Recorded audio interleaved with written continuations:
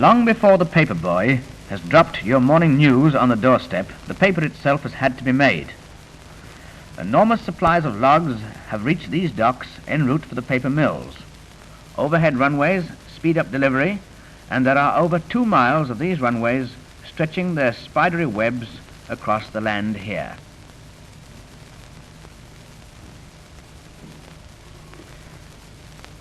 The logs pass into ever-moving magazine grinders, in which they are pressed onto rapidly revolving grindstones. Within 2 hours of being introduced to the grindstones, the logs are flowing out from the bottom as pulp, ready for screening and running into the storage tanks. This is the mixer room, where pulp is mixed with other materials such as china clay for whitening purposes, etc. Incidentally, over 6,000 tons of coal is used in these mills per week, sufficient to keep a good-sized coal mine working continuously. It looks just like coarse porridge, but not even the hungriest boy would get beyond a taste of it if he tried it.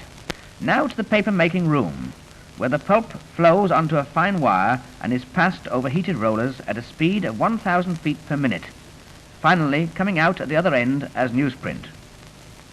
Over 5,000 tons of newsprint is made here each week. In a 1-yard strip, it would go right round the earth 3.5 times. Vacuum boxes, suction rolls, presses, and dozens of cylinders take out the surplus moisture and dry the sheet. A giant task, too, for they use nearly 2 million gallons of water per hour here, a truly record thirst.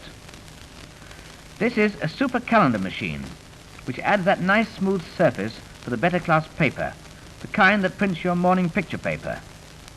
The big reels contain 5 miles of paper each and weigh about 2.5 tons. And this machine cuts the reels into the narrower width required by the printer. And here are a few of the countless rolls of paper, the product of millions of distant pine trees, ending life in just a newspaper, leaping out from the wild whirling presses, for the paper has arrived.